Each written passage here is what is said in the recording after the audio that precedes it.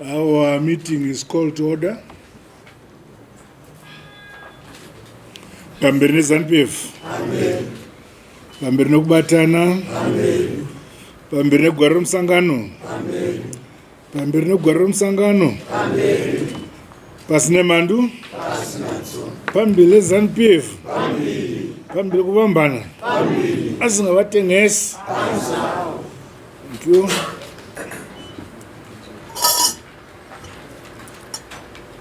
Comrades,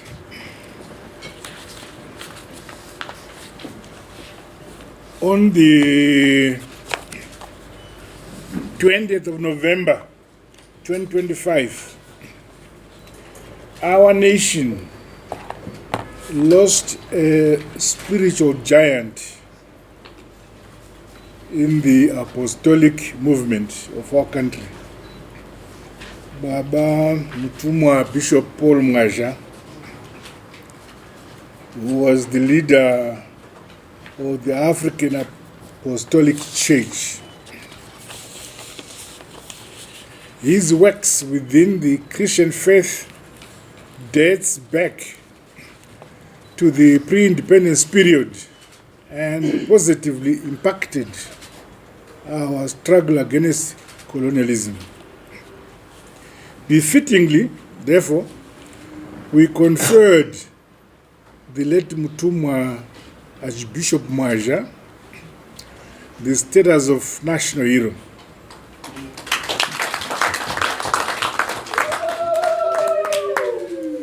The ruling ZANU-PF party, government, and the people of our nation will continue to cherish his dedication and support to our struggle for independence and the invaluable role he played in praying and interceding for our beloved motherland, Zimbabwe.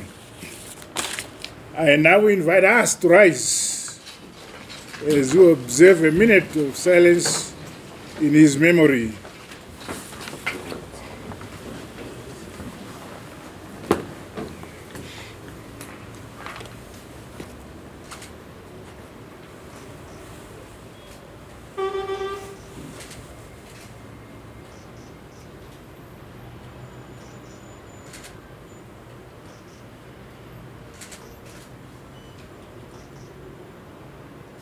Thank you.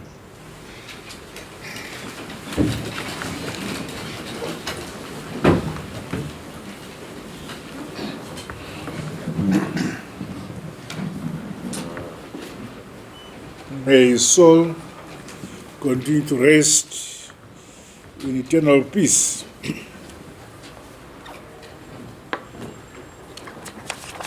Comrades,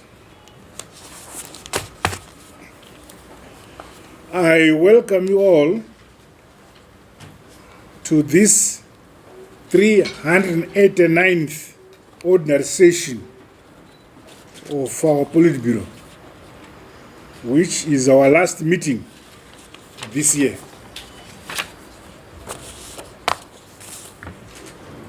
Similarly, we will hold our final Central Committee and National Consultative Assembly meetings for 2025.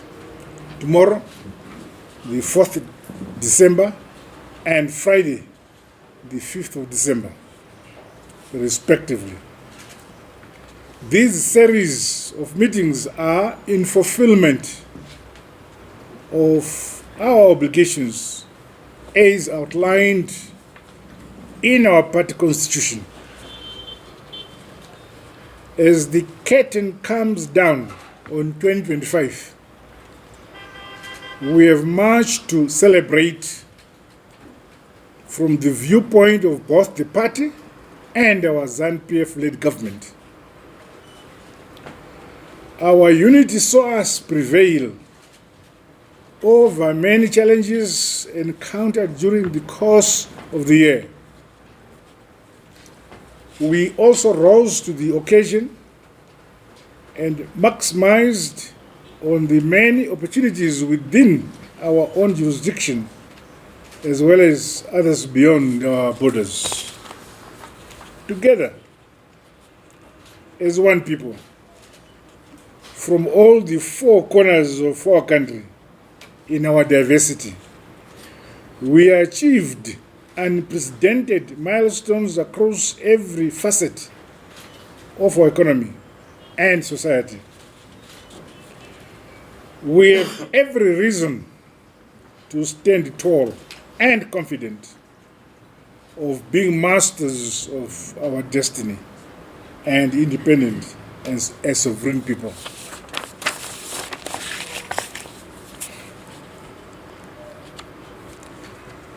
Tinoti amhlophe makorokoto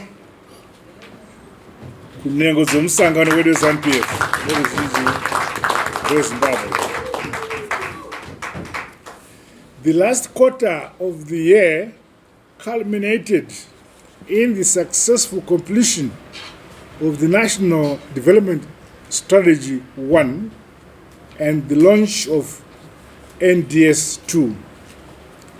The achievements of the Transitional Stabilization Program and NDS 1, as well as launch of NDS 2, were a result of the views and resolutions of our past conferences and Congress. ZANU-PF is a listening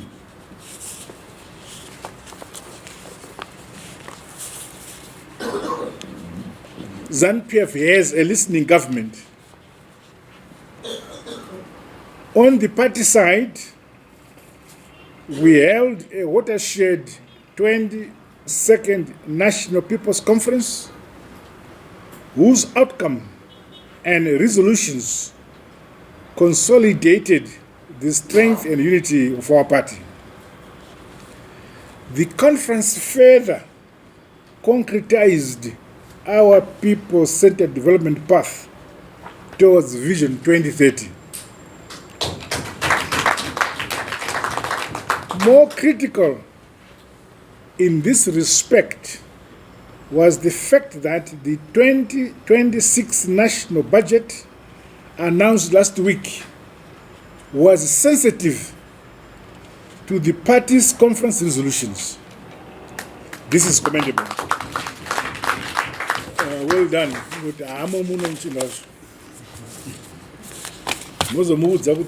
done. In looking to the year ahead, it is critically important to ensure that parties' mobilization programs and communication remains in sync with the overall thrust of the National Development Strategy 2, which I have since launched. ZANU-PF should continue to lead from the front with regards to the full implementation of the National Development Strategy 2 and overall national development agenda over the next 5 years. Principally, we must ensure that all organs, structures, and members of the party play their part, not only to grow the party's support base, but also to grow the size of our economy and deliver a higher quality of life for our people. Tisu venewe nyika ino, tisu tine mutoro wokuunza budiriro tiri kushuvira pachedu. Sezva tinogara tichingotaura kuti nyika inovakwa, igotongwa, igonamatirwa nevene vayo.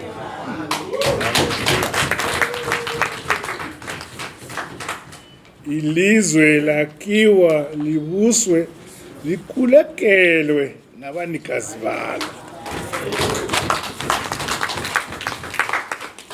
Collectively, as the Politibro and the respective heads of departments of the party, we are the secretariat of the Central Committee. We must therefore make sure that the conference resolutions and decisions of the Central Committee are implemented with clear metrics and laid out timelines. I commend the party for organizing strategic workshop seminars for both the Central Committee and the Politibro to recalibrate the leadership on their roles, duties, and obligations. As some found done, I will calibrate our president. These are against the background of a dynamic socio-economic and political environment. The seminars are also timely and they should serve to equip the party on the expectations articulated in the National Development Strategy number 2. In our seminar reflections on emerging opportunities, threats and challenges, I urge the party to remain guided by our party constitution, Congress and conference resolutions. Our National Vision 2030 and the NDS2 remain fundamental beacons that guide our work and our plans for the near future.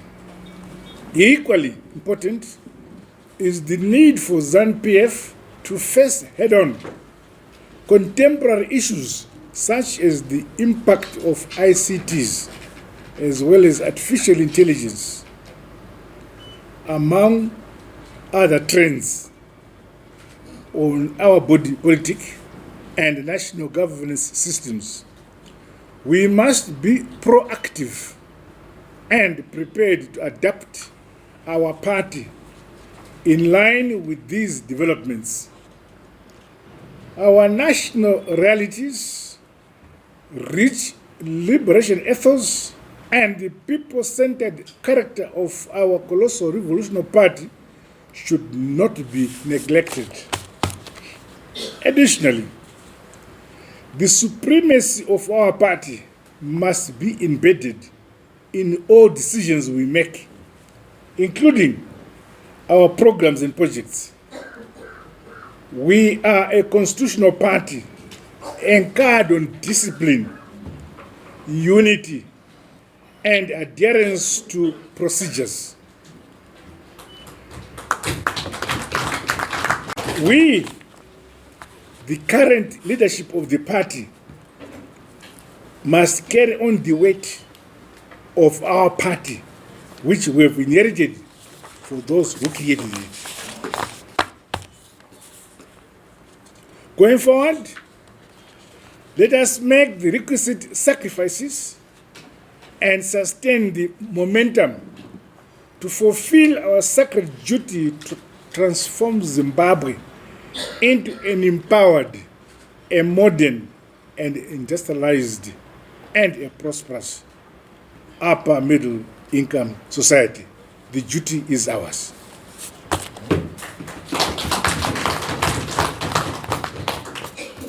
On activities undertaken on government side, since our last meeting, the economy remains on an upward growth trajectory.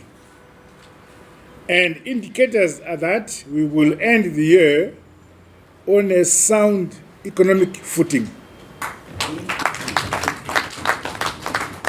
This is anchored on the strong performance of our agriculture sector, high commodity prices, especially gold, coupled with investments in manufacturing, tourism, construction and infrastructure development sectors, among others.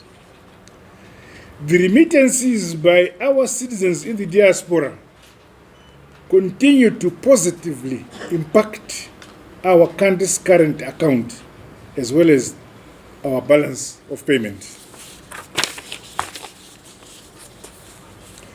The ongoing visits and the show of interest by reputable investors from within our country as well as the region and beyond, are a vote of confidence on the trajectory and success milestones we are attaining. In this spirit, our country will stay its course in attracting domestic, regional, and international capital, while remaining in sync with the ideals of Pan-Africanism. Our engagement and re-engagement with other countries is bearing positive results. To this end,